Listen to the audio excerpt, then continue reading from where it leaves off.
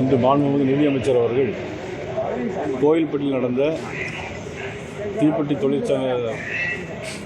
தொழிலாளர்களுடைய சங்கத்தினுடைய அந்த விழாவில் நன்றி சொல்லக்கூடிய விழாவில் கலந்து கொண்டு விட்டு சென்றிருக்கிறார்கள். ஜிஎஸ்டியை பொறுத்த மட்டிலும் அவர்கள் ஏற்கனவே 12% இருந்த வரியை 12% ஏற்கனவே குறைத்து கொடுத்திருந்தார்கள்.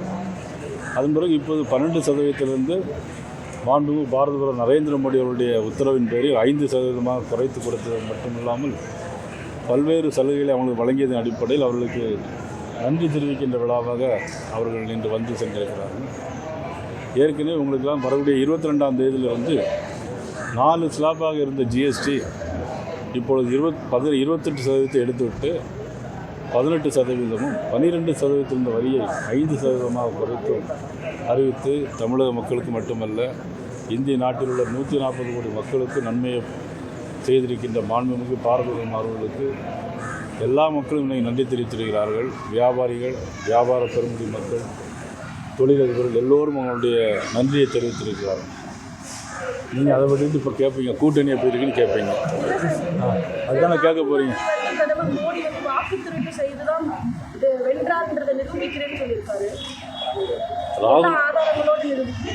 ராகுல் காந்தி எந்த ஆதாரத்தை உங்கள்கிட்ட கொடுத்துருக்காரு எனக்கு தெரியல.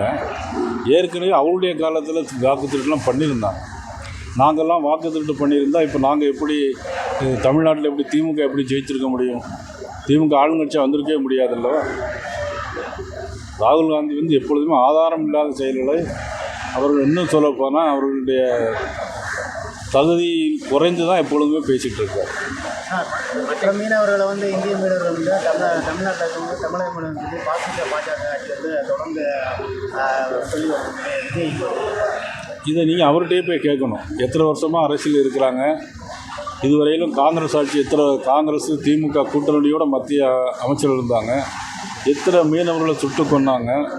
இப்போது பிரதமர் நரேந்திர மோடி அவர்கள் வந்து 11 ஆண்டுகால ஆட்சியில் ஒருத்தரை கூட சுட்டு கொண்டது கிடையாது.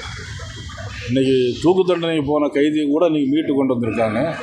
இப்போவும் சிறையில் இருக்கக்கூடிய இலங்கையில் இருக்கக்கூடியவர்களுக்கு நாங்கள் எல்லாம் ஏற்பாடு பண்ணியிருக்கோம். வெகு விரைவில் அவர்களும் மீண்டு வருவார். தொடர்ந்து வந்து 2026 திமுகவுக்கு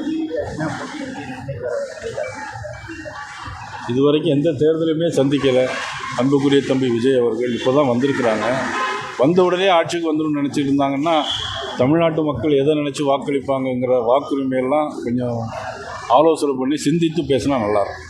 அண்ணாமலை அவர்கள் வந்து புதுசாக கட்சி தொடங்க போகிறான்னு ஒரு தகவல் வெளியாகி, எங்கள் கட்சியினுடைய தலைவர், முன்னாள் தலைவர் இப்போவும் கட்சியில் இருக்கார்.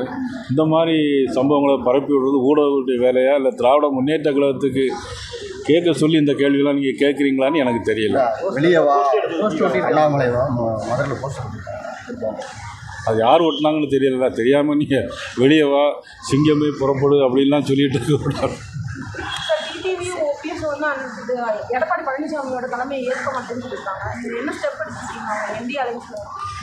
அதாவது இந்த தேர்தலுக்கு நான் வந்து இன்னும் 6 மாதம் இருக்குது, 6-7 மாதம் இருக்குது. கூட்டணியில் அவங்க உட்கட்சி பிரச்சனை, அவங்கள ஒன்று சேர்க்கறதுக்கு நாங்கள் எப்படி ஸ்டெப் எடுக்க முடியும்? தேர்தலில் கூட்டணிக்கு வந்தால் நாங்கள் கூட்டணியில் சேர்த்துக்கவும் பண்ணிக்கலாம். சார், H1B விசாவோட கட்டணத்தை வந்து 10 மடங்கு உயர்த்திருக்காங்க அமெரிக்கா. அதுக்கு வந்து ராகுல் காந்தி என்ன சொல்லியிருந்தாங்கன்னா, பிரதமர் வந்து பலவீனமாக இருக்காரு, நான் மீண்டும் சொல்கிறேன் அப்படின்னு திட்டு போடுறாங்க.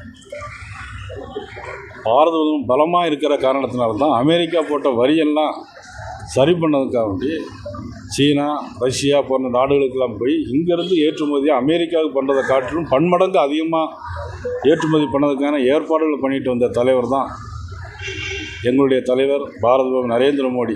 எங்களுடைய தலைவர் மட்டும் இல்லை, நம் நாட்டினுடைய பிரதமர் இரும்பு மனிதர். அவர் எப்பொழுதுமே பலமானவர், அவர் மாதிரி பலம் குறைந்தவர் அல்ல.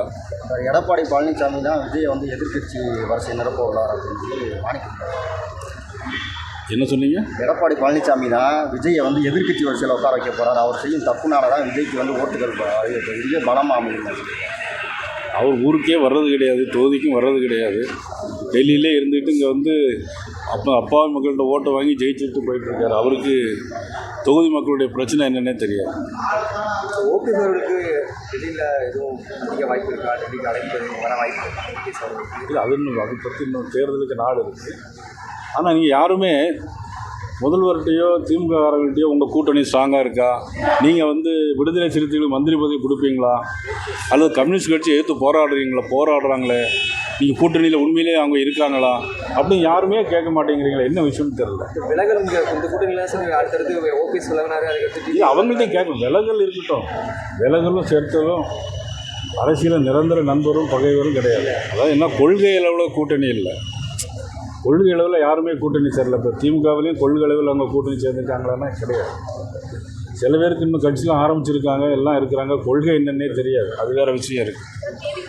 விஜய் முதலமைச்சருக்கு வெளிநாட்டு முதலீடா இல்லை வெளிநாட்டில் முதலீடா அப்படின்னு கேள்வி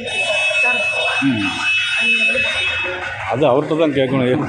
சார் இப்போ நாளைக்கு திண்டுக்கல்ல கூட்டணி மாநாட்டில் நிர்மலா இல்லை, நாளைக்கு அவங்க இன்றைக்கி பிரைம் மினிஸ்டரோட ஒரு மீட்டிங் இருக்கிறதுனால இன்றைக்கி உடனடியாக கிளம்பிடுறாங்க. நாளைக்கு திருமதி வானதி சீனிவாசன் நாங்கள் எல்லாருமே அதை கலந்துக்கிட்டு பேசுகிறோம். இன்றைக்கி ஒரு 2000 பேருக்கு கோயம்புத்தூர் வடக்கு தொகுதியில் இன்றைக்கி நலத்திட்டங்களை வழங்குறாங்க. அதில் நாங்களும் போய் கலந்துக்கிறோம். பாரதிய ஜனதா கட்சி தனிப்பட்ட கட்சியின் சார்பாகவும் அரசின் சார்பாகவும் தான் எல்லா திட்டங்களையும் தமிழ்நாட்டுக்கு தந்துட்டுருக்காங்க. ஆனால் தமிழ்நாட்டில் எதையும் தரலைன்னு சொல்லிக்கிட்டே இருக்குங்க. இப்போ ஜிஎஸ்டி வரி இவ்வளோ குறைச்ச பிறகு கூட அவங்க இன்னும் குறைக்கலன்னு கூட சொன்னாலும் சொல்லுவாங்க. நன்றி, வணக்கம். அண்ணாமலை வர்றாங்க. செய்திகளை உடனுக்குடன் தெரிந்து கொள்ள கீழ்க்கண்ட கேபிள் மற்றும் டிடிஹெச் நெட்வொர்க்குகளில் எம்நாடு செய்தி தொலைக்காட்சியை காணுங்கள். பாதகம் செய்பவரை கண்டால் நாம் பயம் கொள்ளலாகாது பாப்பா. மோதி மிதித்து விடு பாப்பா, அவர் முகத்தில் உமிழ்ந்து விடு பாப்பா. அண்மை செய்திகளை உடனுக்குடன் தெரிந்து கொள்ள இணைந்திருங்கள் எம்நாடு தொலைக்காட்சியுடன்.